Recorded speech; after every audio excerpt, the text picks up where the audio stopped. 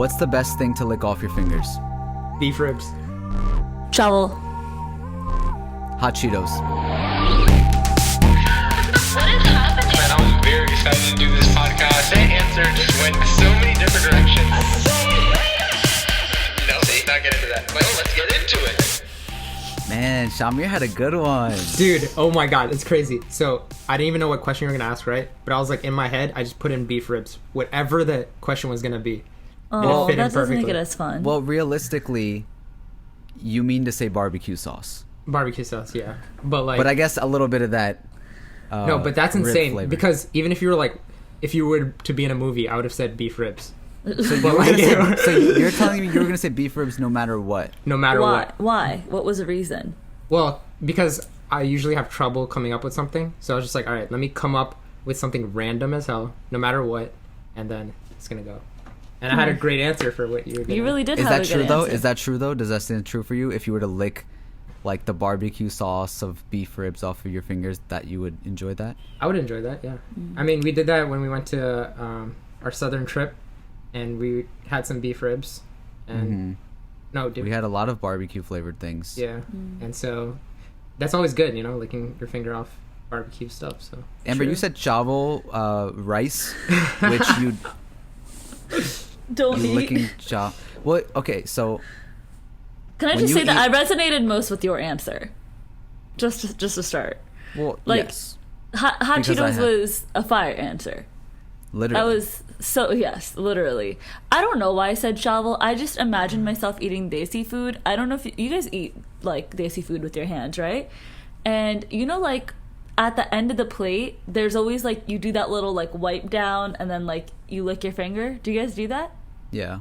Yeah, and I always find that so satisfying to just like wipe down the whole plate down to every last column and then lick your finger. But it's not like because when you eat, like a lot of desi people, like my mom only eats with her hands a lot of time when she eats specific kind of rice, like pilau. She loves eating it with her rice, with her hands, because it's like sticky and it forms together. So you're already like eating it off your hands, so it's not like a added thing at the end. Like for example, See, you would get think it's not, but that last few like swipes, like where you're actually getting it off the plate, you're just using it as like a shovel to your mouth, right? I actually, No. I use the finger to like scoop it onto my fork or spoon, and then I do it. No, but like, see how you're getting just the barbecue sauce when you do it off the fingers. You're getting just the Cheeto dust, Yeah. and not the whole Cheeto. Or like, you know how you eat a bagel, and then like if it's an Cream cheese. everything bagel, and then the everything is left, and then you just eat the seeds. Yeah, It's not like you're biting into a bagel. You're just eating the seeds, right. but it's I fun. mean, yeah, that's true. And Cheeto Yeah. dust. Yeah, licking things off your fingers. It's a fun thing to do. Any Fun thing. spicy chip that you lick off your finger is just fire. Yep. Yeah. And hopefully you're getting a taste of today's episode of Strange Flavors. This is brought to you by Alif Theory. My name is Shimmer. I'm FARAS. My name is Amber. This is the strangest and greatest podcast in the game, And the You can- planet.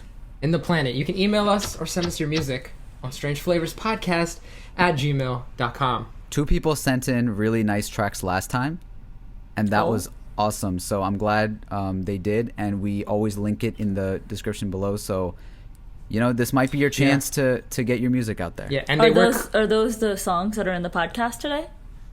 No, they were in the last podcast.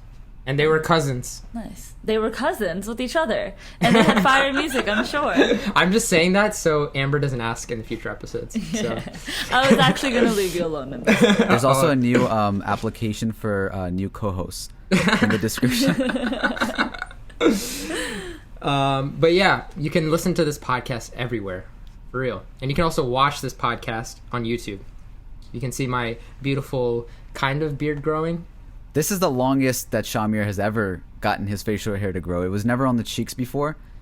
It was on the other cheeks, but not these cheeks. But now he's doing great. And your So- beard looks so good, Shamir. I'm proud I'm of you. Does proud it of you. actually? All right. It's like I've been seeing his No Shave November results every year, and this is definitely the best one so far. Well, I don't like the handlebar thing, but Yeah. once you get it to the same level as the chin stuff, it'll look really like How's the sides though? It's nice. It's coming in. It's trying. It's just like a little bad. patchy, right? Udonis Haslam from the Miami Heat. He has that patchy kind of beard. But yeah, you can also probably see a clip of this on our I said social New media already. co-host. New co-host. Co-host. Guys, I'm a little rusty. We're But just trying to replace FARAS, actually. we're That's what also the new co-host now on application is for. TikTok. Ooh. We're on TikTok. And we've been growing, you know? We've been Yeah. getting mad views and stuff. Okay. So check out our awesome clips on that. And if you'd like to be part of our amazing town, Strange Flavors Town, with our executive producers, Bobber Bagels and Cassie's Cupcakes, Wow. we have a link down below where you can sustainably help this podcast. Wow. Nice. Yeah. We want to open up Sadia Samosas. So if your name is Sadia, go ahead and donate to this podcast and open a samosa shop. Let's go. And then we also have this wonderful, amazing YouTube channel that goes by the name of Ronald Ponel. Uh-oh. And we have a Discord for it that we just launched like a month ago. We also have a Patreon for it, right? We have extra little things we add. Juicy on it. content. Juicy content. We have monthly video chats with you guys. We do a bunch of stuff on there. And we have an amazing merch line on ronaldponel.com where you can get your fabulous merch. We just put new stickers on there. A lot of people had been asking for stickers, and you guys went crazy for Black Friday on the stickers. But we're really excited that we have these new stickers on there that are Ronald Pono based, and also the auntie that says I will sacrifice my life for Pakistan and grape. Great. We have those Yeah. stickers if you want those on there, Yeah. designed by our friend Izza. Yeah. So Yeah. that's awesome. Yep. And we recently had a crazy Black Friday sale that you guys probably missed. But this merch will be very exclusive very soon. So get it before it's hot. All right? We're going to be Get it while trying it's Get hot. it while it's hot. get it while Yeah. it's hot. Yeah, there you go. It's warming What up did I right say? now. What did I Get say? it before it's hot. Oh. But yeah. But in more recent news, Yes. why the hell Uh-huh. did The Weeknd not get a Grammy nomination? This is out of my realm. Tell me. Because he's doing the Super Bowl, and there was some politics with the Grammy people where he was supposed to either perform there or at the Super Bowl, from what he says.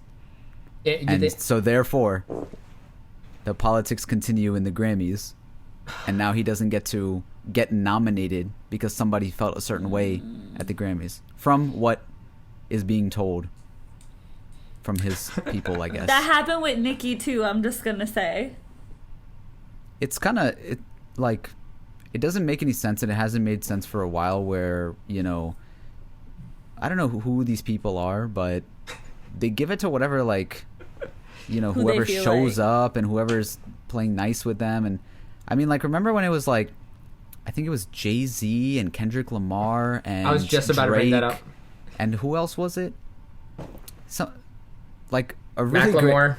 It was Macklemore who won it out of all those people. Yeah. And no shade to Macklemore. I think he was doing great for, the time being, but it was just like, it was just a moment. Yeah. And it wasn't like, this, it didn't even stand in time against those other projects. Like, Yeah. who still listens to Macklemore? I don't know. And There was The a- Weeknd is literally like the biggest artist in the world right now. He surpasses Drake too. That surprised me. There was a funny trend that was going on TikTok. It was like, when did you know the Grammys were like snubbing people? And then people would like say their experiences. Like, people said, Nicki this. They said the exact experience that you said. But like, it's so weird. The Weeknd is one of the greatest artists we have alive right now.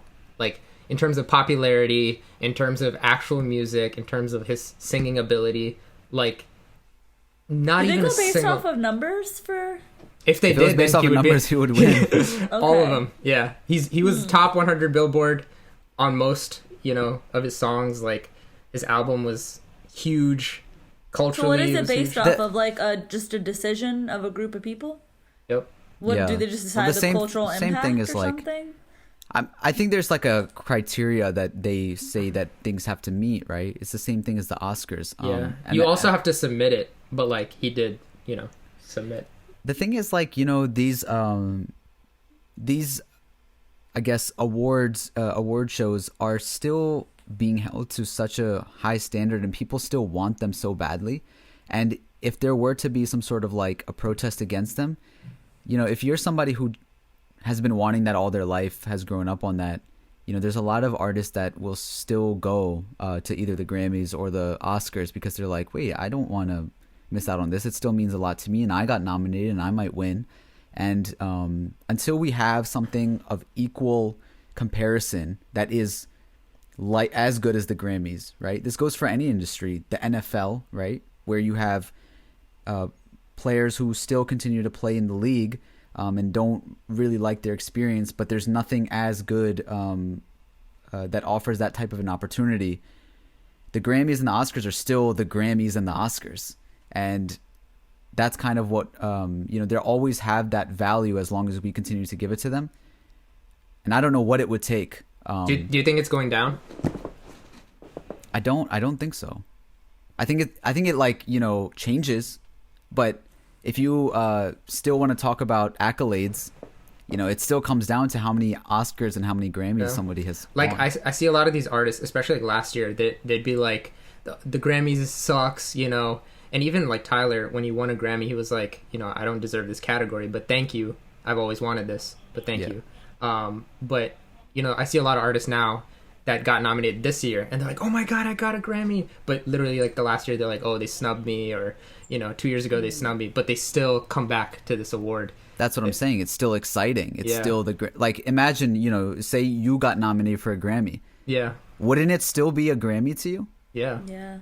It's like, you know, it's something that's kind of a weird thing, but and it sucks that the system is that way, but like we continue to give it that value. It's, you can't just be like, oh yeah, I'm not nominated, it means nothing to me anymore, and then walk away from it, because it's still, you know, people still hold it to that value. I mean, for me, I don't know, like I'm not a huge Weeknd fan, but when I see this, I'm like, what the heck?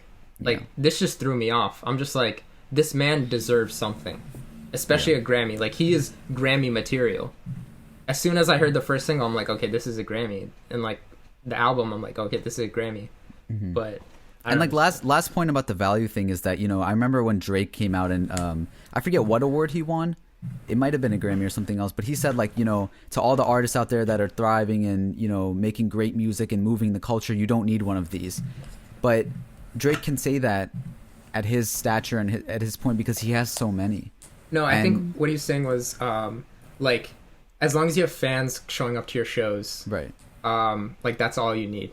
As long as there's somebody's waiting. Yeah, but I think that's what he meant. And but like, again, you know, someone that doesn't have all of those awards that Drake has, it still means a lot to them to at least have one of those. It's gonna be a weird thing for a while. So let's bring on the stranger today. The stranger today is an artist who takes inspiration from her cultural identity, music, and personal experiences to pour into her art that is loved, celebrated, and worn by her massive following. In fact, it's probably hung up somewhere at your favorite South Asian New York shop. We talked to her about managing a social media influenced business, Instagram artists versus real artists, a controversial art set that came with death threats, and a whole lot more. We're very excited to introduce this very talented stranger that you all know as Half and Half. Please welcome Hafsa Khan. And we have Cleveland and LeBron James and all Yo, Cleveland is legends. not that nice. Yeah, Cleveland. Cleveland is Baltimore adjacent. Let's be very clear. No, it's Baltimore is Cleveland. We I mean, have DC I won't say like that Baltimore 40 is like minutes from something. us. Baltimore is not like something super hype or anything. Cleveland, I remember, just it was kind of depressing. It seemed like a coming of age movie set. But there was like I'm not from Cleveland, so I'm not going to rep it like that. But I will say that the one time I've been to Baltimore and the few times that I've been to Cleveland, I got the same vibes. That's fair, though. I think that's a fair assessment. But at least we're right next to DC, so we make up for it. That's true. That's very true. The closest big city to us is Chicago, and it's a 5-hour drive.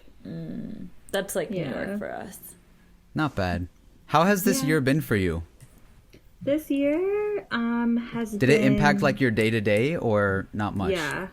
So I work a full-time job on top of my art. And I was going in every day. And this past year, obviously, since March, I've been working from home. And so living at home has never been an issue for me, because I come and go as I please. My parents have kind of just, I don't know, adapted to that mentality with me and my brother. I have a younger brother. And things were fine, but I've been here in this room that's like now an art studio, an office, and where I live. Yeah. Since March. And so my day-to-day has slowed down tremendously. Last year in 2019, I was doing my taxes and I had to like total how many flights I had taken, and I had flown 26 round trips. Nice. And so That's exciting.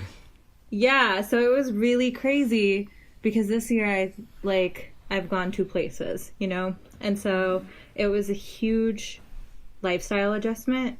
I think I took it well. I think the first 2 weeks we were all going a little crazy. I had a few breakdowns, but then I got really used to it, and now I can't imagine going into an office.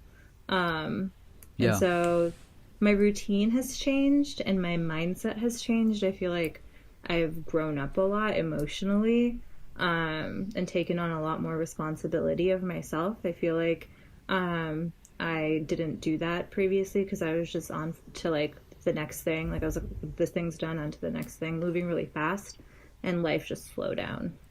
Did you guys feel that way? I mean, at least for myself, how you're saying the whole studio and, you know, this is where I sleep and work and all that. It's always been like that for me. I've been working from home for a long time now, and the quarantine didn't impact me that much. Yeah. No, I'm on the complete opposite end of the spectrum, but I think that's just, you know, Yeah. I feel more like you, Hafsa. Yeah.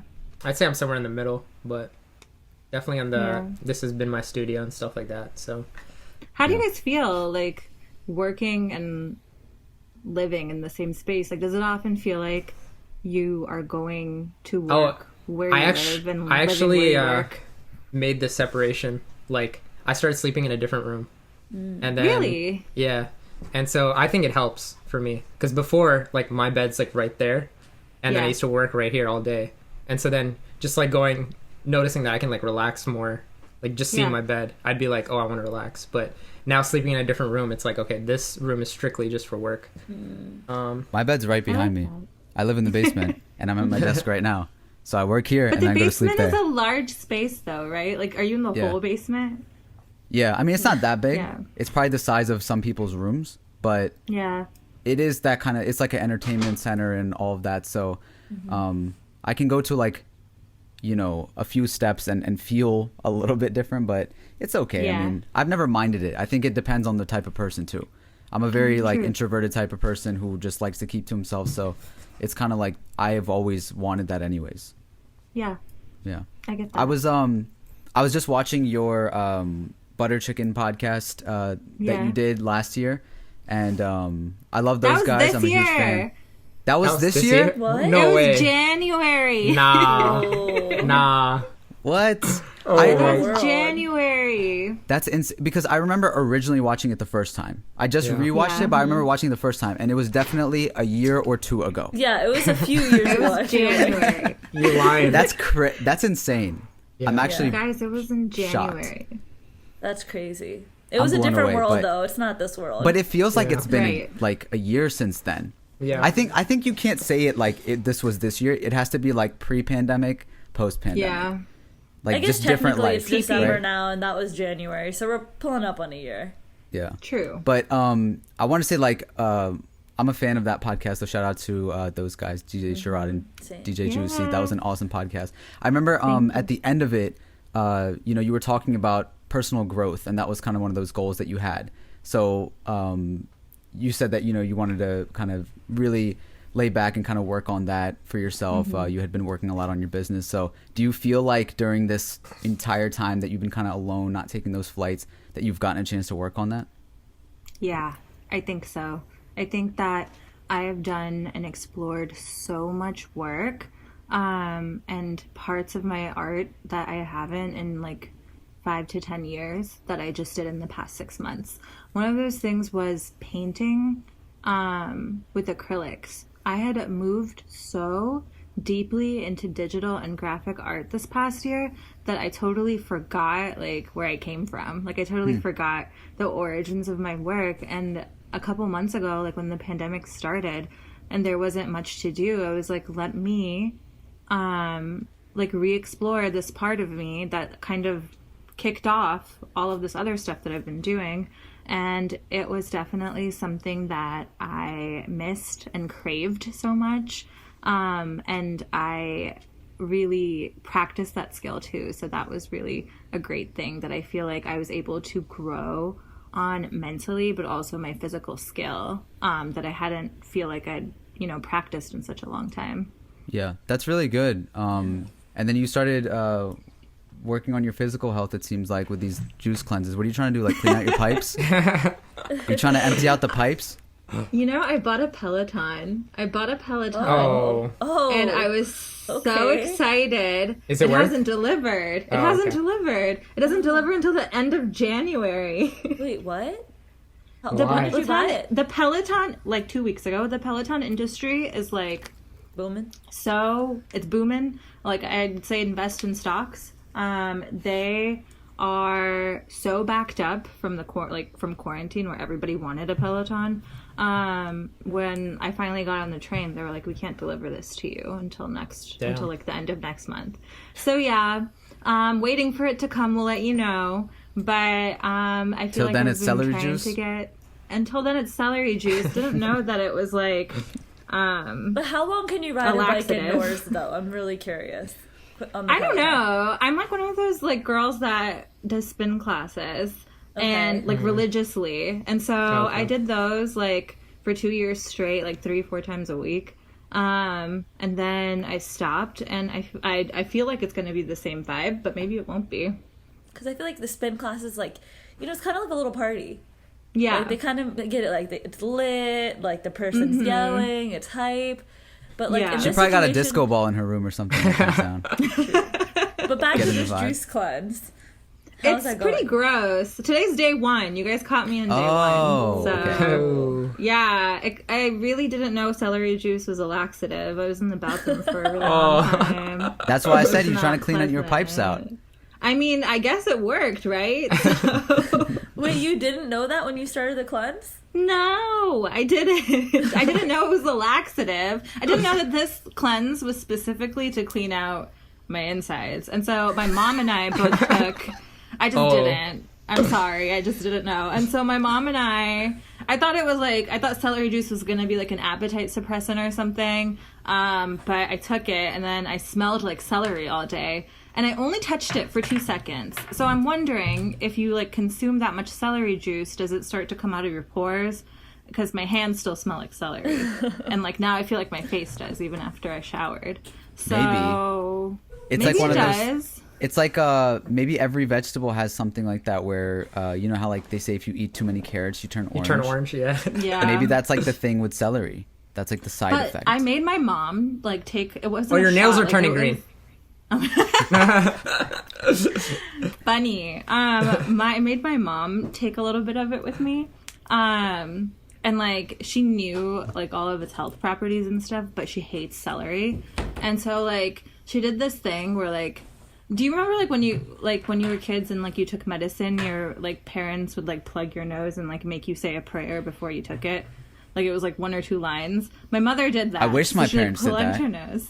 My mom did that. Like it was like a Okay. 2-line prayer, and my mom and she did that. Like I had like flashbacks because she took like a shot of the celery. She took like half, like 4 to 6 ounces of it, like a shot. Like just kept gulping it, and had her other hand on her nose, just going like this. Did she have the That's same so effects bad. as you? I don't know. I haven't seen her all day. She's not gonna talk about it. She's not gonna talk about it. Maybe that's why I haven't seen her all day. Did you so like funny. buy the actual celery and like stick it in a juicer, or so you're I going bought a through like 4 juicer. stalks of celery a day for juicing? I guess. I don't know. Today was day 1. I only bought 1 package of celery. It had like 8 stalks in it. It made like 2 glasses worth. My mom took the other. I'm out of celery. So Yeah, you have to buy a bag of celery a day. So it's definitely like this whole thing is like the vegetable industry is like propagating it because like 11 bags of celery make 1 pitcher of celery juice. And now I understand why it's so expensive at the store. When it first came out as a hype, they couldn't find any celery in any grocery stores in LA. Oh my god. It would be LA. I know, right? Like, that's such a LA thing. That's so funny. That's so funny. I saw that you recently did your Black Friday sales, and it seemed to be of a success. How did it go? It went so well. We beat last year's numbers by almost triple. Wow. And so I owe a lot of that to my business partner, Thunmit. We love Thunmit. We love Thunmit. We all love Thunmit. We The can't podcast live loves without Thunmit. Yeah. The He's one of my podcast- favorite guests on the podcast. He's He's hilarious. so good at talking hilarious, to yeah. people. He He's is. so funny. And I told him so he good should at have his talking own to show, people. but we'll see. He Maybe when does. it works. Which one? Not a... what is it called? Yet Another Podcast? Oh, yeah. I mean, he has the podcast, but I'm saying like a... Oh, MTV like a Cribs one-man type of- show. Yeah. Like a TV show. Yeah, Got yeah. it. Yeah. Yeah. But I yeah, feel so like like you your should too. Black Friday sales with you and Thunmit, how'd it go? It went really, really well. One of the... I'm not going to speak too much on it, but I do want Yeah. to say that when you run sales and stuff, you get the weirdest emails from people. Like what? Like just requesting the strangest shit. Like Sure. stuff that could never exist with your artwork, or Can you give Can some you example? please example? in case that person's listening, I'm so Okay. sorry, but I It's never okay. promised confidentiality in my emails. So, somebody reached out and they asked me to make a wedding dress 3 weeks before their wedding with someone else's art. So not another artist's art. They're like, we like this art. Can you put it on a wedding dress? The wedding's in 3 weeks, by the way. I was like, there's so many questions here. So many things One, wrong with that. When have I ever said that I could make a wedding dress? What part of my brand says I make wedding dresses? 2, your wedding's 3 weeks from now. So if I could. 3, this isn't my art, it's somebody else's. And do they know? And do they know? I don't think they do. So insane. that was really weird. What if it's really like, weird. I've seen you post on your story that sometimes people will take your art and then print it out and then send it to Yeah. you and be like, look, I hung up your artwork, but they didn't buy it from you. Yeah, that happens a lot. And then I just like, most of the time I just delete it, but sometimes I'm just like, what do you expect me to say?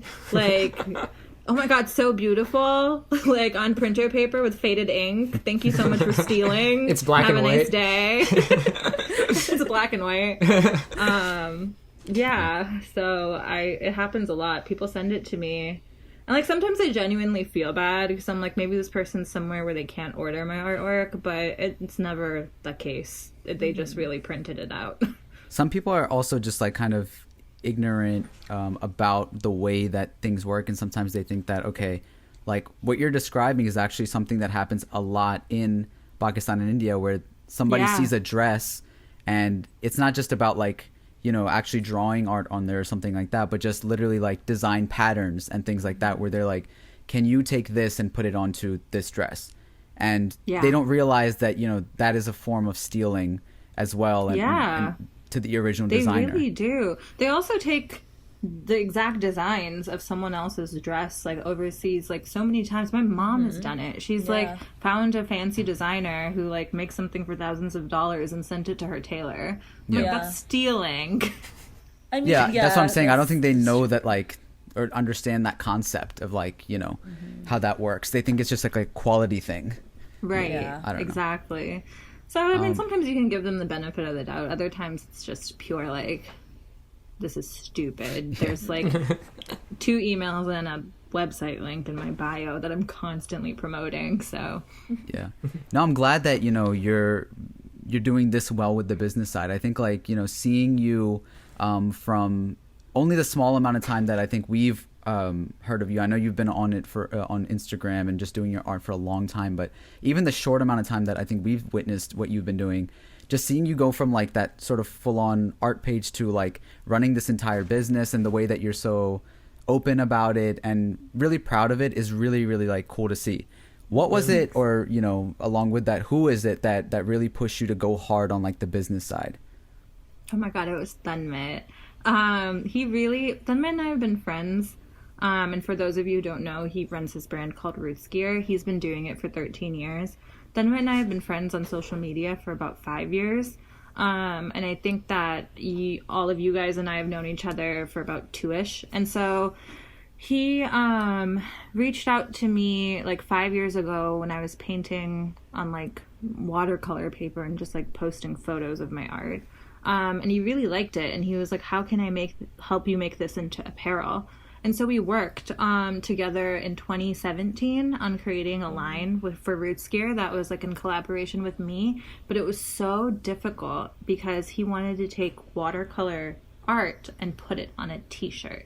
So it involved layers of scanning and vectorizing and then getting it printed.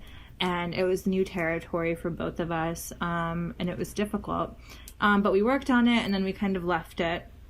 And I started like a small Squarespace website, and I was like manually fulfilling orders. And so anytime somebody would order something, so maybe like 5 to 10 orders a week, I would have to go get it printed and go to the post office and mail it to them. And Wait, how are you getting it printed? Like, I was getting it printed locally, so like at a lot of local printers, and then so like it was again like watercolor stuff that I was getting scanned and then printed again on and merch, so, on like apparel? No. They were just prints. I was only just doing the prints. Got it. Yeah, I was only doing prints for about a year when I was running my own website, and because running your own website was difficult for someone who knows nothing about running their own website. I mean, I don't have a laptop, and so like it wasn't a priority to me, right? And so it became difficult for me to create the work and then also run a business and then like do my full-time job, which I love doing. And so I kind of like stopped for a while. And then I got an iPad and was like really interested in graphic design, but was really scared of digital illustration because I didn't want to lose the authenticity of what I was doing. And so when I drew on it for the first time and I like compared something I drew to something I painted like right next to each other, they looked so similar that I was like, if I can do this here, I can do this here, but the difference is I can erase my mistakes. And I kind of just taught myself, and it kicked off from there. And that's when the demand started getting higher for like people to like want to own my work. And then Thanmit reached out to me again, and he was like, we need to really do something. And he was giving me all this advice, and I was like, Thanmit, I don't have the capacity to do it. And he was like, then I'll do it. And so we had a partnership starting there in 2018. And he took over and created the website from scratch and handles everything on it. I just create the art, and that is literally the kind of partnership I was looking for. Yeah. I was looking for somebody who I could trust to run my business so I could focus on the art. And I know that a lot of artists are struggling with that because they are either one, trying to fully transition into full-time artwork, and they can't afford to share profits with somebody else, or two, don't know someone who can do something like that or set them up to do something like that. And force the relationship. Exactly. And the reason that Thanmit and I work so well is because he's also one of my best friends. And that relationship existed outside of business. And we just, like, people always say don't go into business with your friends, but if you're able to like compartmentalize your relationships, I think that you can. Like, I don't want to jinx it, but so far it's been amazing, and I couldn't imagine being in business with someone else. I also think the proximity, like the distance between us, also really helps because like he's there and I'm here, and we're like not constantly in each other's faces, and we have very set like clear boundaries and stuff. And so I really, really wish that people had a Thanmit in their lives. Oh, Damn. That's really cute. what's like some of your favorite marketing techniques that you and him might talk about? What really works for you and feels natural to you? Oh my god, we fight about this all the time. Yeah? This is so funny. I feel like I'm not a business person whatsoever, and promoting my work and like marketing it feels inauthentic sometimes. And he is such a business-minded person. Like, he's a creative, obviously, but also knows how to run a successful business. Right. And so he's constantly like messaging me things. He's like, can you post this on your story? Can you do this? I know you don't want to do this, but can you do this? Like, I know you don't, this doesn't feel like right to you, but you're gonna have to post this right now. And like, I'm always like pushing back. I'm like, I don't want to do this. It doesn't feel right. One of the things that he's been trying to get me to do for the longest time is to promote my work. So to get like promotions. And I'm just like, it feels inauthentic. And he's like, no, they work. They have such a huge success rate. Like, promoting your work works. And so like we're constantly like in a back and forth, but we understand each other so well that we're able to do, we're able to work and make it work for both of us and still be really successful in it. But, he always has like these great marketing ideas that really, push us to, I feel like, be different than other brands or artists out there. Yeah. Well, it's nice to know that, like, you know, it's not, even though you're not so much into business, you know, with the way that Tanmit handles it from the outside, it looks like, you know, he's very transparent and open about sharing his ideas. And sometimes when you come along, like, you know, I've seen you guys go live a few times and I've been, you know, in one of those before, and it just feels like, hey, like, we're figuring this out together and this is what's working for us. And you see the human behind what's going on. And then I don't, like, at that point, I don't care if Hafsa is promoting her work in some way. I know that it's Hafsa doing it. You know what I mean? Yeah. And if it just feels like, oh, she's doing what, you know, is going to help her out, and that's a good thing. Whereas sometimes you see people that are just, you know, not there at all, and it's all business. Yeah. Whereas like you and Tanmit clearly have a lot of personality and, you know, things that you're really into, and you celebrate that. And it's nice to see that. So I think, you know, that's why people gravitate towards it, which is nice to see. Yeah. I like that. So there's a lot of diaspora art, if you want to call it that, out there now. Yeah. I just want to know some of your thoughts about, like, you know, different aspects of it, right? So, like, first of all, why do you think that yours continues to thrive after so long, in a world where it's just new pages left and right? And I'm sure you see so many of them. I think I've been wanting to talk about this for a while, but didn't find the right platform. And so I'm glad that you asked me this question, because I feel like this is a safe space and an easy way to talk about this. I think the first thing that we need to do is address the word diaspora. Okay. Because I feel like all of these refugees and immigrants in the United States, whether they're first generation or immigrants themselves, have co-opted this term, diaspora, and made it their like brand. Whereas a diaspora is a displaced people. And so not all of us are part of the diaspora. This was part of my thesis in college. I actually studied international relations and foreign diplomacy. And I took a class on South Asian studies, and we directly like tackled the diaspora and what it means in the United States.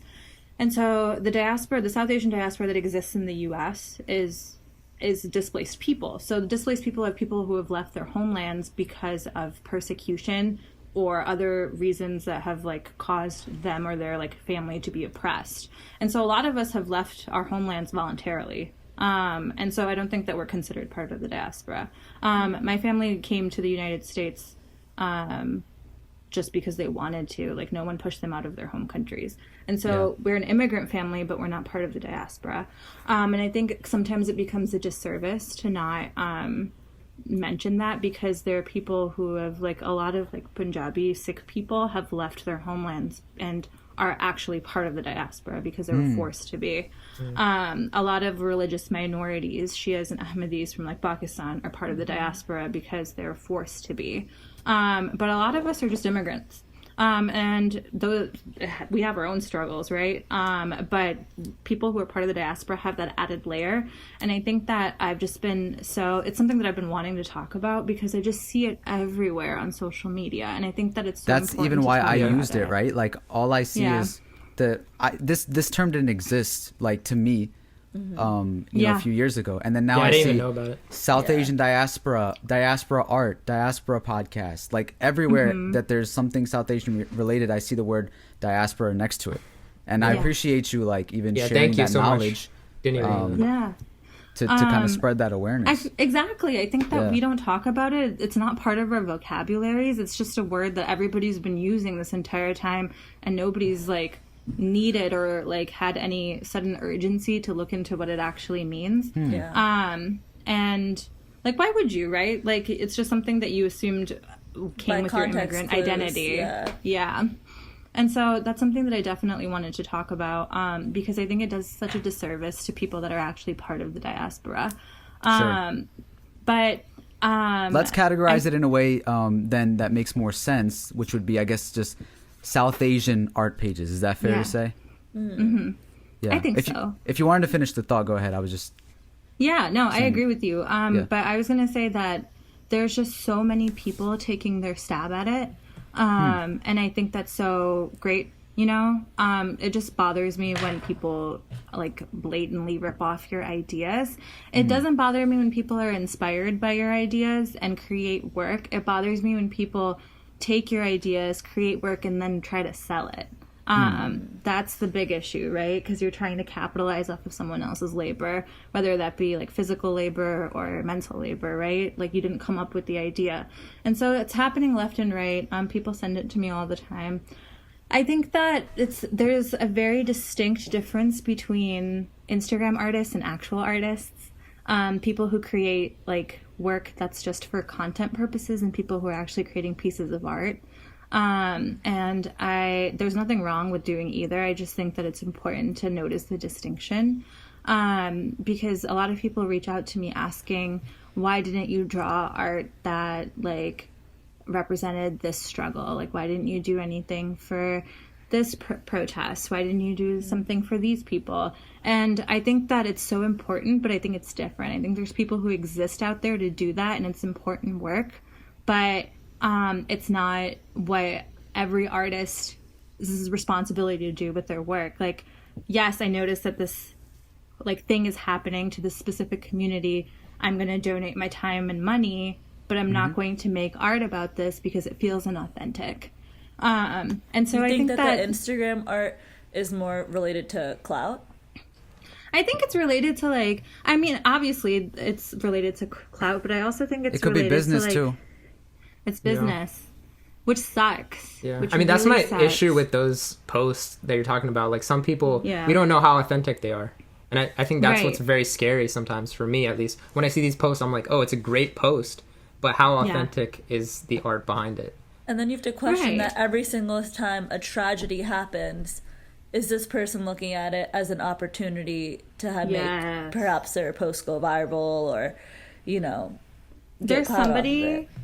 there's somebody that I've known for a while who literally produces work seconds after a tragedy happens, that it sometimes makes you feel like if they have one ready to go for anything possible scenario. I know so many And people like that.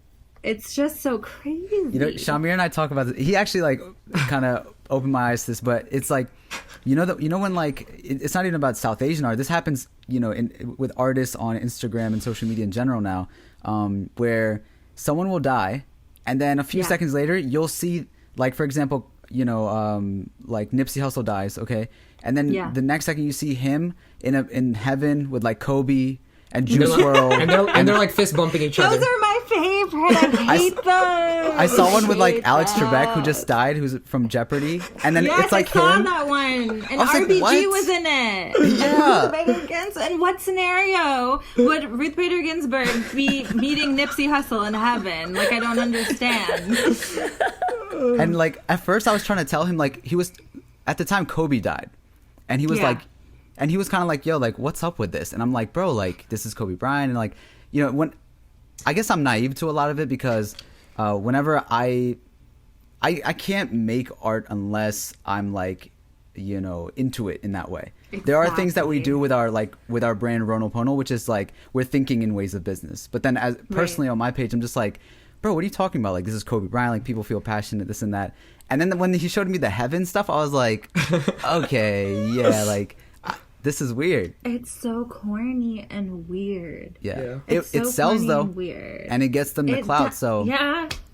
It sells on the internet. That's one thing that I also wanted to talk about. When you sell shit on the internet, your currency is likes or reshares or saves, right? And my whole thing about my art is creating a legacy outside of the internet. If Instagram were to die tomorrow, would my art still live on? And I think that it does, because I have created work that exists in so many physical spaces at this point.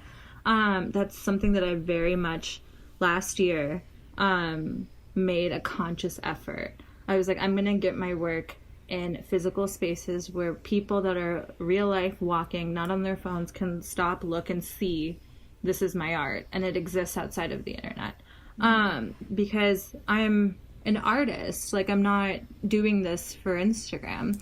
And honestly, when things are so important to you, like I feel like your authenticity shows.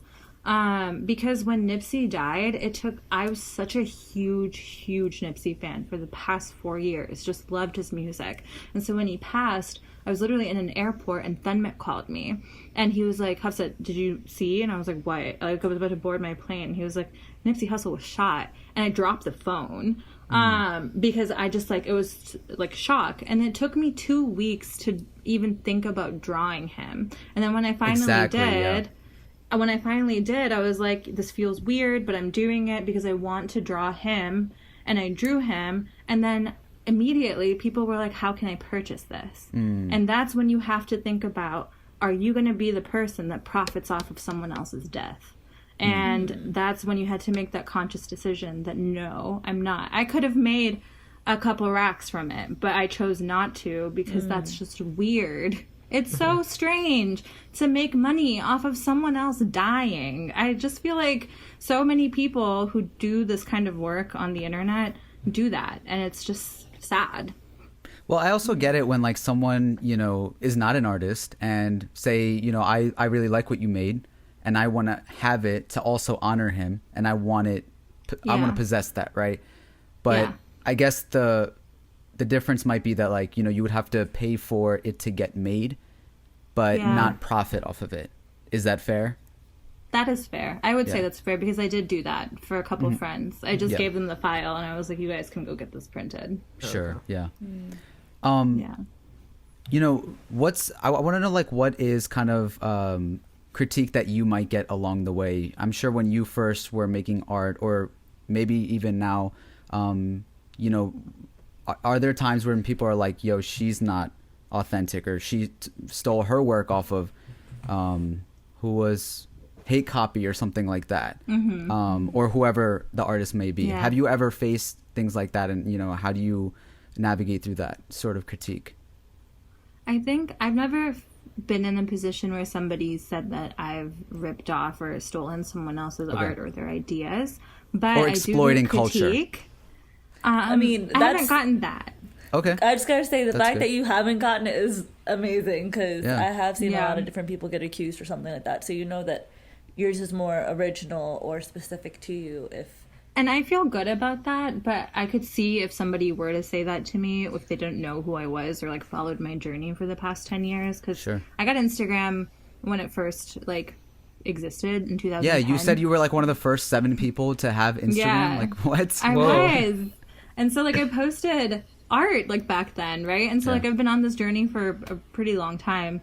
And I one of the criticisms that I do get is people don't think that I draw diversity enough in my paintings and my drawings, and it's something that I've actually tried to be way more conscious of, because this is going to sound like I'm putting it all out there. It's going to sound kind of selfish and arrogant, but I don't mean it to come off this way. When I'm drawing something, I literally feel like sometimes I'm drawing myself. And people have sent me messages and stuff, and they've been like, oh my god, you look just like the people that you draw. You look just like your art.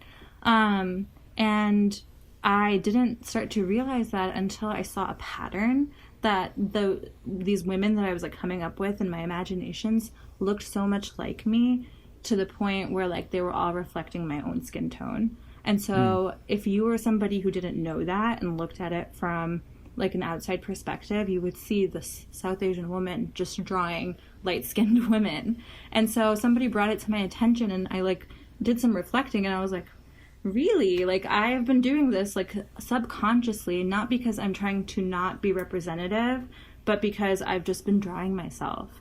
And I kind of feel like that makes you a little bit more authentic, though. Just because, like, you didn't purposely go out there trying to be like, let me try to be as inclusive as I possibly can. You were just making things that you felt were true to you. But now that you have been made aware of it, I'm glad that you are, like, you know, taking that into account and wanting to be more representative as your platform continues to grow. But, like, I can't, like, I don't think I would ever point a finger at you, like, while you're creating stuff and being like, hey, that doesn't seem like right for you to be only drawing light-skinned women if it was something that you were just creating. Because I think I saw a story that you actually posted where you're like, I draw things for me first and then I put it out there. Right. Like, how much more true could you be to art than that? I totally get it. And what you just said right now is my internal monologue. But then I had to, like, look at the platform that I had generated. I didn't ask for this large of a platform, but I have it. And so now I have a responsibility. And I didn't want this responsibility, but if so many people see themselves in my work, I have it now. Whether I like it or not, I just have this platform that I have to utilize in a way where people outside of myself feel like they see themselves.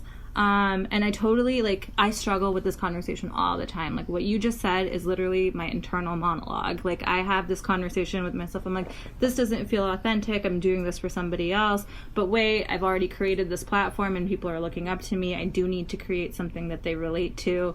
And so it's just something that I've been battling, but also trying to be more conscious of. Well, isn't it the same, maybe not the exact same thing, but coming from a similar place of, like, when somebody draws the brown Powerpuff Girls, they just want to see their skin color in these white girls. And maybe, like, in a subculture now, we're seeing that where, oh, I don't want to see Hafsa skin color. I'm a dark brown girl, so now I want to see a dark skinned version of Hafsa's drawings.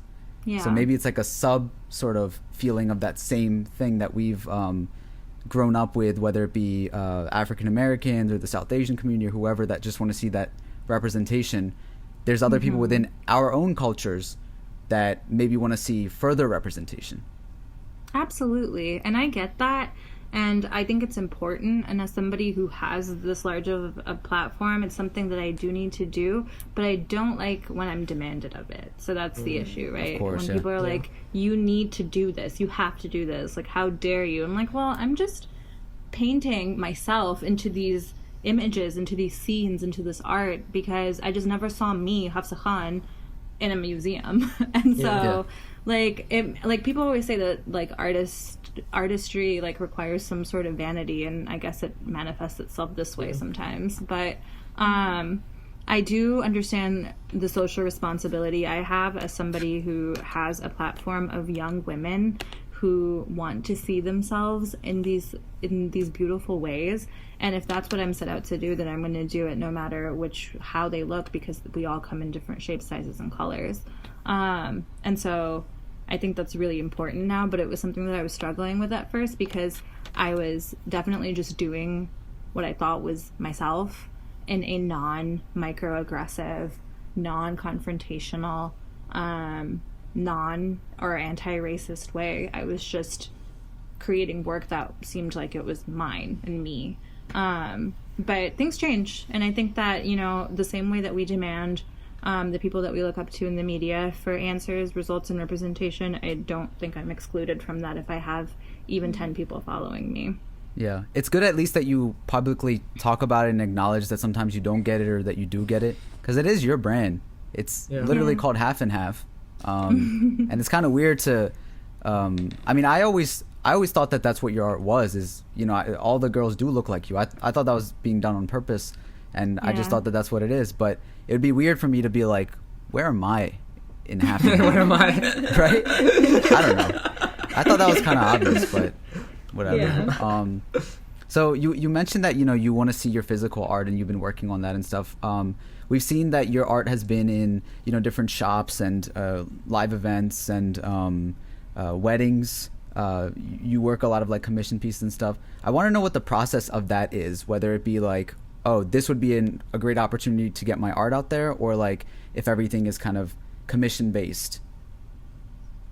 In the beginning, it was, I want to say like 2 years ago, I was trying to figure out the balance between collaboration and compensation, and like what was going to be the most beneficial for me and the person that I was trying to work with.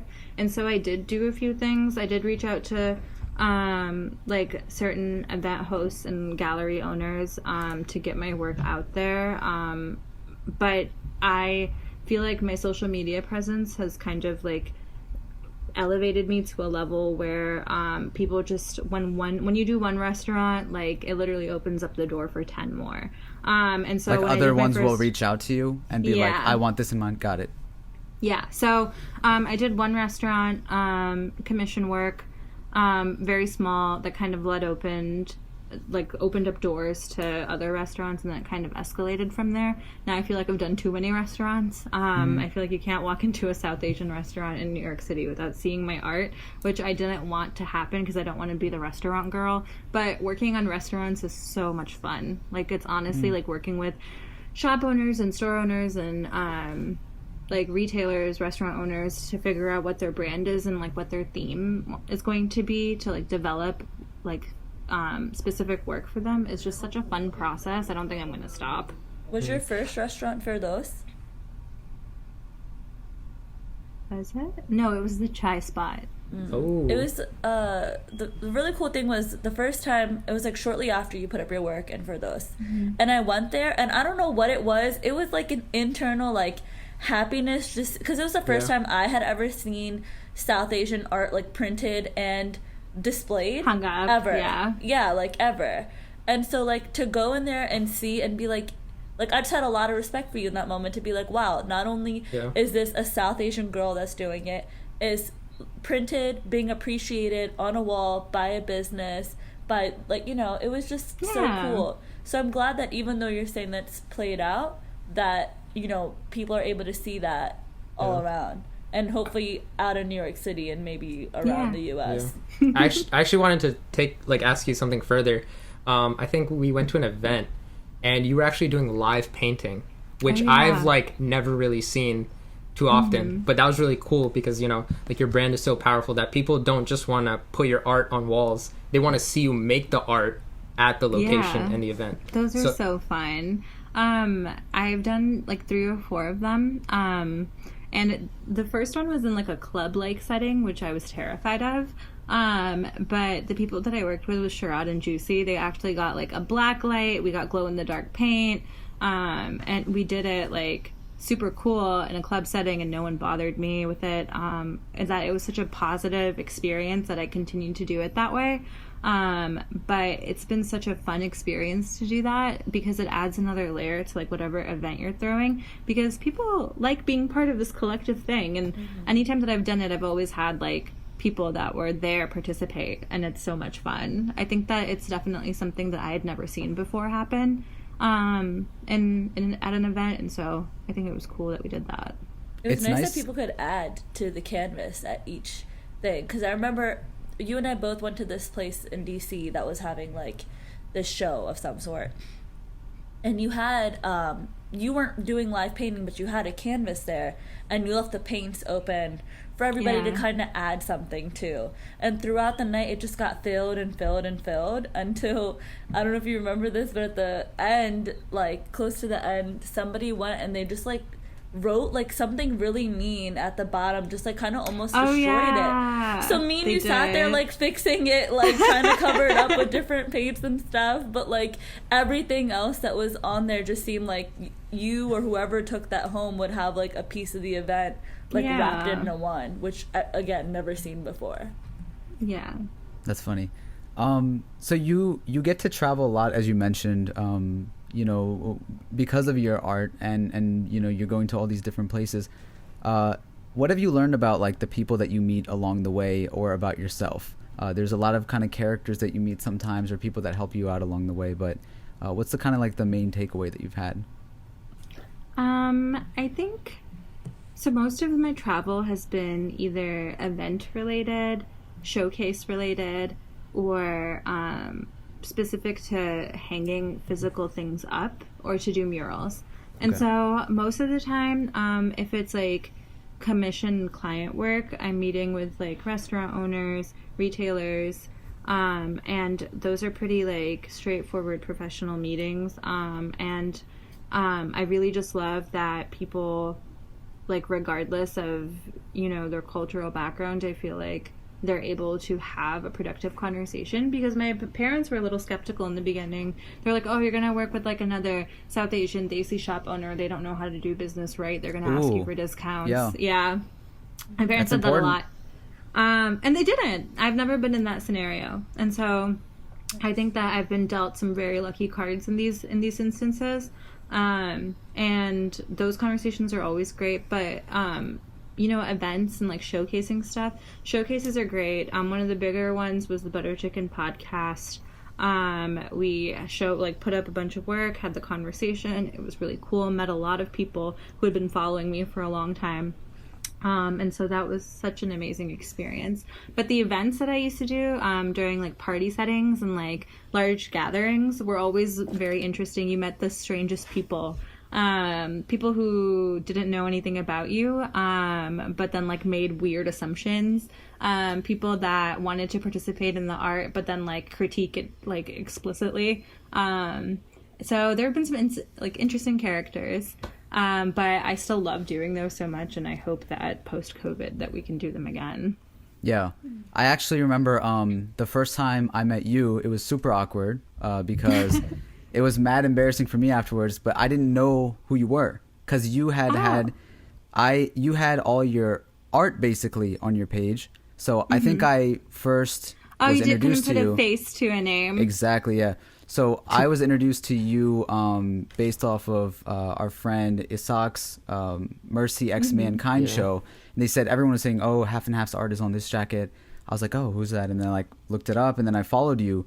And then at that New York event, I think you said hi, and I was like, I don't like clubs and stuff at all. So I don't like, you know, anybody touching or whatever. I feel like people are always drunk and stuff. So I was like, and then you were like, oh, it's me, Half and Half. I was like, oh my God, I'm so sorry.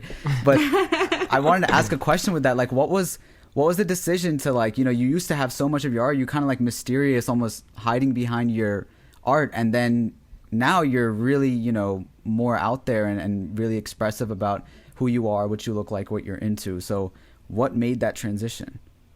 I think that's how my Instagram started. My social media presence was like, I was just myself, and then I posted art here and there, and then it started to take off a little bit, and I kind of just didn't want to talk about myself or like what I did.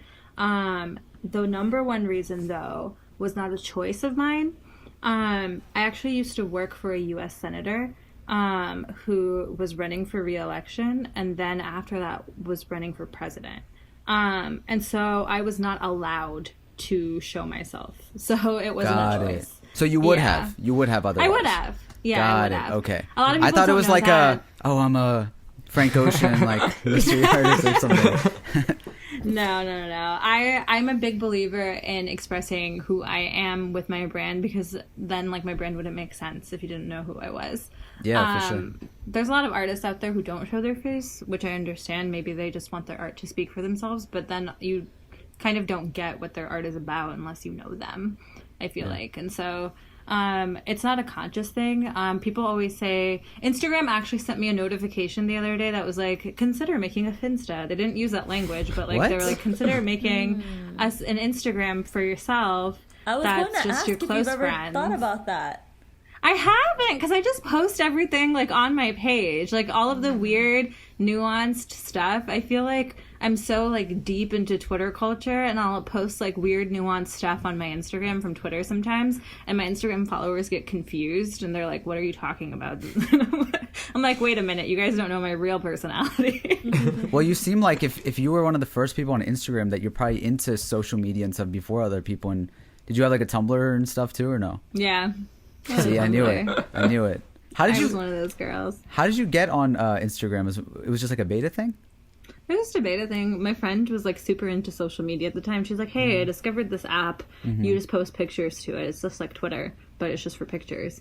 I was like, okay. And so then I downloaded it, and I remember like just waiting and waiting every day to see if Drake would ever make one.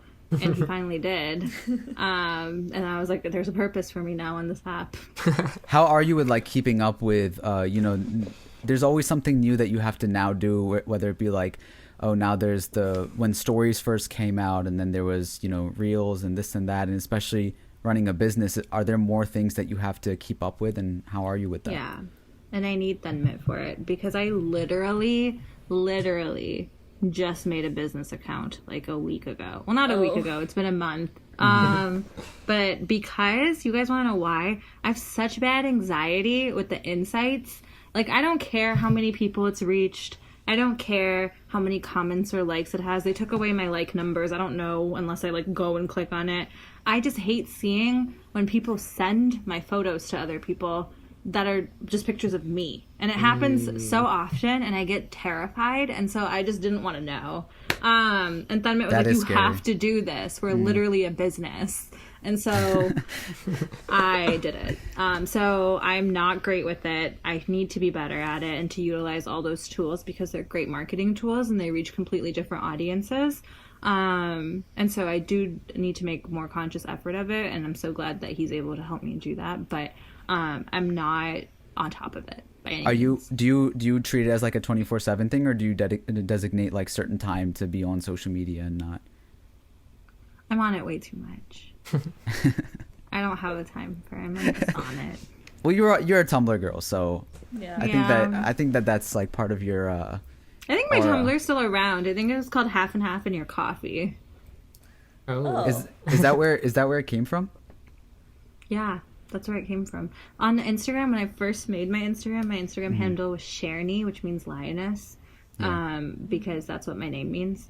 And then I just randomly made Half and Half one day. People always ask, what's the meaning? And I was like, I was literally sitting there one day trying to figure out fun ways to say my name. And that is what Half and Half is. Like, people was like, oh my god, is it because like half of your identity is this and half of your identity is that? And like you're like, you have this hyphenated identity and you're doing X, Y, and Z. I'm like, no, I was just coming up with. Wow. I've been using that when I talk to like, you know, old people, and they're like, oh my god, what does Half and Half mean? I'm like, well, it's like a no. I literally sat there and I was like, what's a fun way to say my name? Yeah. It's usually that simple. Yeah. Like when people first start out. You know, I understand that you kind of found this identity and further learned about your own roots and all of that like later on. But earlier you were kind of this girl who grew up in the middle of America, in Detroit and Columbus, right? In Ohio. Who was Hafsa before Half and Half? What were you into? What did you used to do? My art wasn't South Asian inspired at all. Yeah. I'm super into music. Love music. Big part of my personality. And so when I first started drawing people, I drew like hip hop icons. I think the first person I ever drew was Biggie. And so my identity was super focused on music and hip hop. I grew up in Detroit, Eminem, Big Sean, big deals in Columbus, Kid Cudi, Machine Gun Kelly, Bone Thugs and Harmony, The Diplomats, like super big deal. Great names. And so my art was so focused on music. So that kind of like shaped my childhood and my adolescence.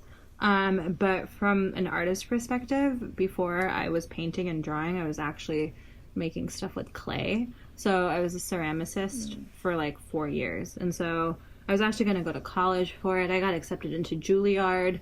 I was going to become a professional potter. And then my parents were like, what are you going to do? What are you going to do? Make pots? People make pots on the street in Pakistan. Damn. Would you still do that? I haven't done it in a really long time. Do you have pots around your house that you made? I think they're somewhere in the basement. All the dishes honestly. are made by her. Could you you imagine? There's like a half I and want a half national flashback. competition. A half and half flashback, just go through my Like, yeah. basement. No, like a collection where like you just like make pottery and then paint it with your paints and then sell it for like a limited time only. Wait, you said you That won a would be national hard. You said you won a national competition for pottery? Yeah, for a teapot. I made like the best teapot that year for like people in my age range Okay. in all of America. Damn. Yeah, it was Alice in Wonderland themed. I don't know where it is. I think it's still at my high school. So you were not only making the pots really cute, but you were painting them really cute too. Yeah. Mm-hmm. Nice, very nice. So I was making them, painting them, glazing them, and then competing with them. I made a face one time in elementary school.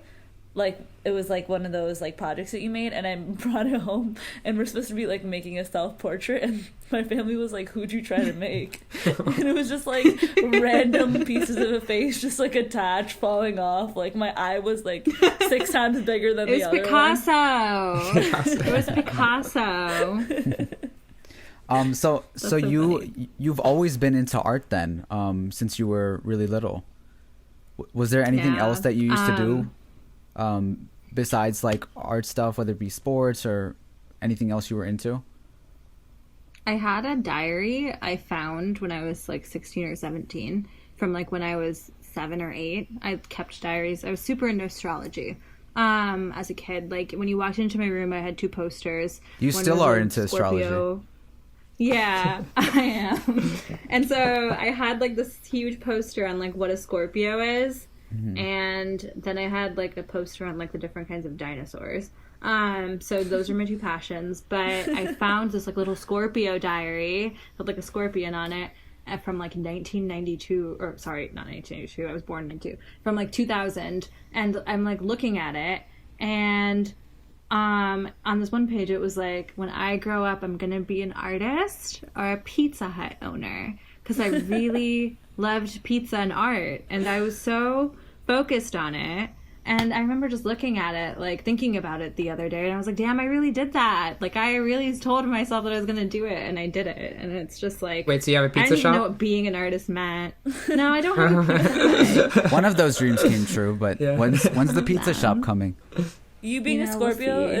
is that where the Drake obsession came from? I've been that man's biggest fan since Degrassi. I heard he's making Oh, a wow. candle that smells like him. Yeah, it's $80. And I will be purchasing. I will be purchasing. This is why you guys buy my art, so I can buy Drake scented candles. What if it's just this cologne that he usually sprays every day? I don't Then care. what? I want to know what he smells like. You don't want to know what he Yeah, smells regardless, like? he's gonna smell like it. You know what? I'm gonna go to the grocery stores and start putting half and half on all the celery packets, because that's what you smell like. If anyone wants a candle scent of me, then you can just go to your local grocery store. Nice. So you started making a little bit more, I guess, provocative art not super long ago, but I saw at when you went to Art Basel, that was basically all of it displayed everywhere. What kind of flack did you get back for that? Oh my god. So it's not on my page anymore. I don't know if you've noticed, but you cannot find those pieces. I don't sell them. I sell them like limited time, only for like a weekend or something, because I did not get backlash from conservative Muslim people as you might think. Your family? No. My mom looked at it and said, interesting. She actually looked at it and she was silent, and then she looked at me and she said, Hafsa, people don't get this sort of like inspiration from their imaginations. Oof. They sometimes get it from experience. Whoa. And I was like, I don't know what you're talking about, Mom. I just watch a lot of TV. I actually got death threats and sexually harassed by Hindu nationalists. What? They created a WhatsApp group chat, and it was called Take Down Half and Half, and it had 114 members in it. Damn. Jeez. And they wanted to basically just like kill me. because they think that the art that I was creating was Hindu women in provocative positions, whereas they were South Asian women exploring sensuality, not specific to any religion. But these people were also the same people that would come at me for drawing South Asian women to begin with, because they believed that things like henna and South Asian jewelry was Hindu specific. And I had no claim over that sort of culture. And so I would get random messages from them. But for that specifically on art, they had like created a Twitter group chat and a WhatsApp group chat, and they were just after me. And so when one of them was finally like, I know where you live, that's when I took it down. Wait, how did you find out about the group chat? They sent it to me. Like, you were in the chat? No, so no. Could you imagine? You just send a selfie like, hey guys.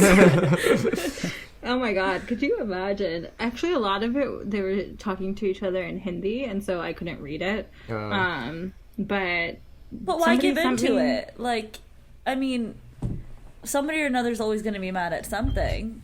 So, yeah, but that's extreme. I totally like, get that, but her they house? found my address. So I was like, nah, my family lives here. It's no, not that's worth really it. scary. Yeah, that's not cool, and also that's really bizarre. But you know, I'm as long as everything came out safe and everything like that, like that's a fire thing to you know have on your bucket Resume. list, that you were on your basically like a hit list. yeah. I was because on a of hit because of your Wait, what? art. Do you think they're gonna come back? something They you do? try to sometimes. Yeah. But I don't think so. They kind of like toned it down. The funniest thing that happened from the entire situation is that people were sending in the group chat, because like people like would send me screenshots of their group chat or whatever on Twitter. But they would send the messages in Hindi, so I couldn't understand. The funniest thing is that people were like, please send her handle so we can go flag. And like those people would find me on Instagram and just follow me and like all my art. Like some of them, the members of the group weren't even hating. They were like actual fans. My next question is, I guess, does that affect the way you pursue art going in the future? I don't think so. I think that was a weird anomaly. I think it was a heightened time of like anti-Muslim sentiment in India. I think Modi had just been like reelected, and there was just crazy stuff happening, and those people will always be mad no matter what. And so I was like kind of annoyed and like scared for a little bit, but I kind of got over it, and I don't think it's really affected my perspective. Yeah. What is it like balancing, you know, you have this a mix of audiences where you have kind of like the South Asian, you know, Bollywood loving audience, and then you have like people that came from your calligraphy and your Arabic and Muslim inspired art. So, you know, do you ever get external or internal conflicts with balancing those audiences? Sometimes I feel like the people that followed me for like Islamic calligraphy, when they see something risque, probably get like confused as like, this is the same person I follow. But I think most of my audience has actually stopped being mean to me in my DMs, because I've like made it very clear to them that if they are, I will post it on my story. That's the best way to do it. It is, honestly. I swear to God, if there was some sort of data study I could provide you since I started doing that, like there is a significant decrease, if not almost completely vanished, when I started doing that. I was like, if you're going to be mean to me, I'm going to repost this onto my story, and then people will be mean to you. Just leave the And it handle in and works. everything. Yes, I don't care. If somebody's stealing my art, if somebody's being mean to me, I will post that screenshot, handle and all. I do not care. I am not a social media influencer. I don't have brands like that I need to respond to or like be held accountable for. I will be mean to anyone that's mean to me. That's fire. That's how you know that people, you know, sometimes post things out of just like quick instinct or emotion, and then they don't really expect to be dealt with, because they're like, oh, I'll just, you know, respond to this or comment here. And then once they're posted, then sometimes, I don't know if you've seen this, but I often see like a whole apology letter, or like, yo, I was just kidding, or something like that. Yeah, Sometimes they I've seen change a lot of those. they flip the script sometimes. absolutely. So you ask your audience, this is on your website too, if if life imitates art or if art imitates life. So I want to know what your answer to that question is. How do you see it? I think it's cyclical. So I think that life imitates art, art imitates life, because I feel like, one, there's the obvious answer. If life didn't exist, how would art exist? That's true, but what fuels life? Because art fuels life. No matter how you are looking at it, some sort of art is going to fuel your existence. I use music as an example. Music is a type of art form that literally changes my mood, and like forces me to do things that like either like reflect or create or be introspective.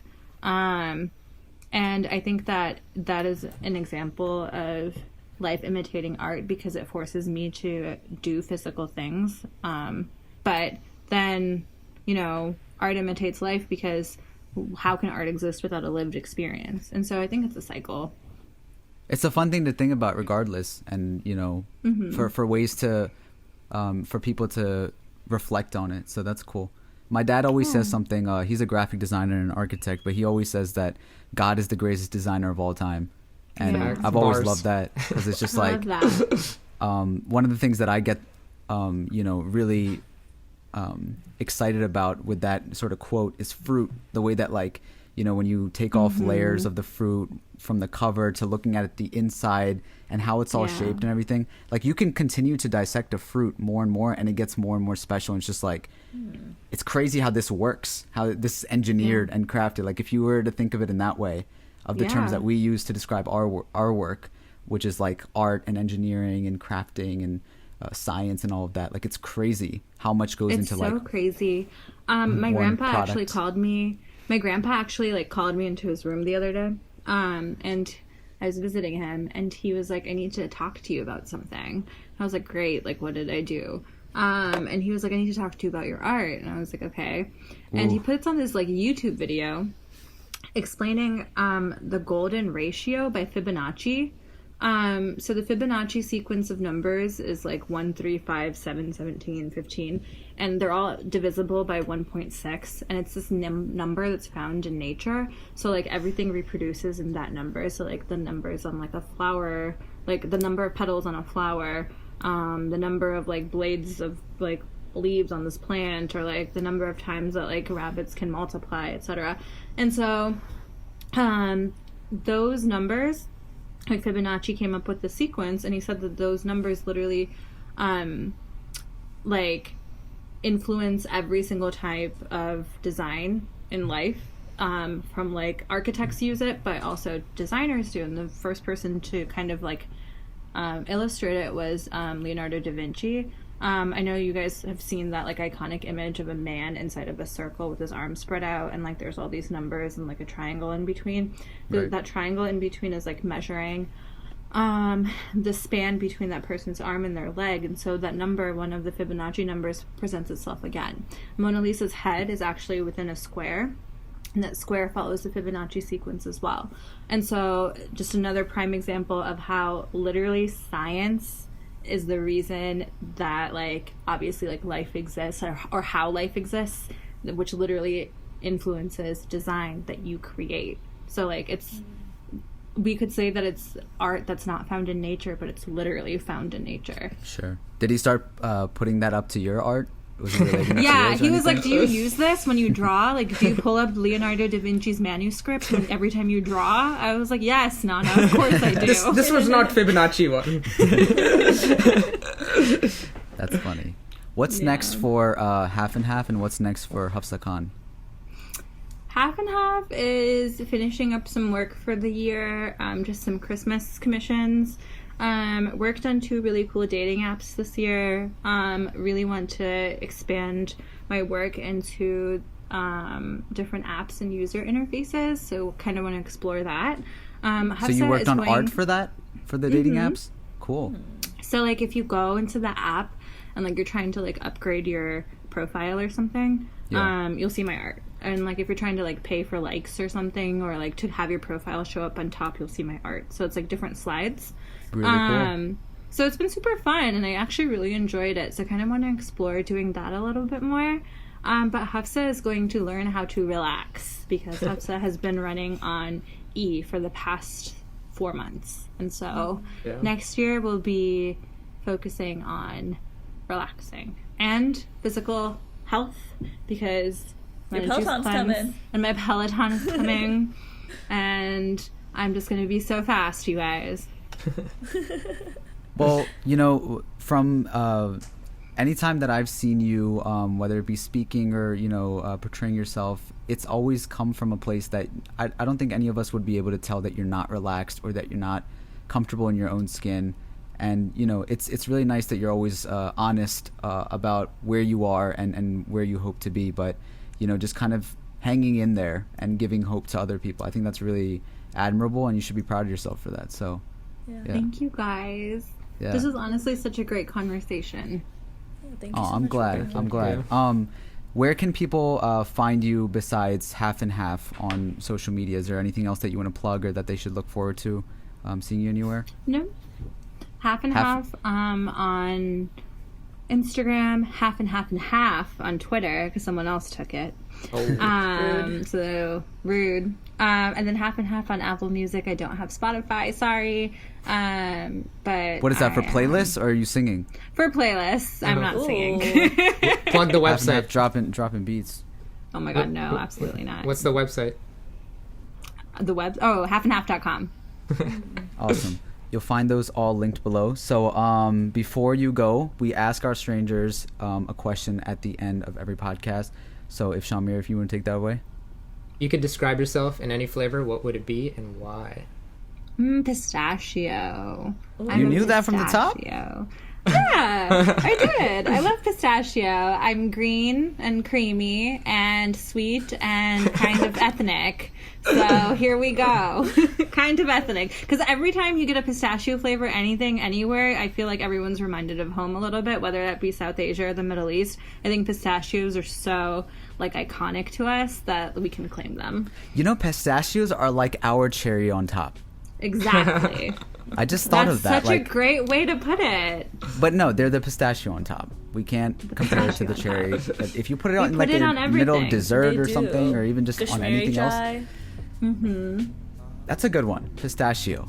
Yeah. Good work. I like that. Thank you, Hafsa, again for being here. Everyone, please go check out her work if you're not already following her. She's absolutely incredible and she's true to herself. So thank you again, Hafsa, for being here. What? I want to know why you said you're green. I don't know. I literally was trying to describe it. She's been eating a lot of celery. I'm having a lot of celery, and I'm environmentally conscious. Yo, imagine if she said celery. She should have. All right, everyone.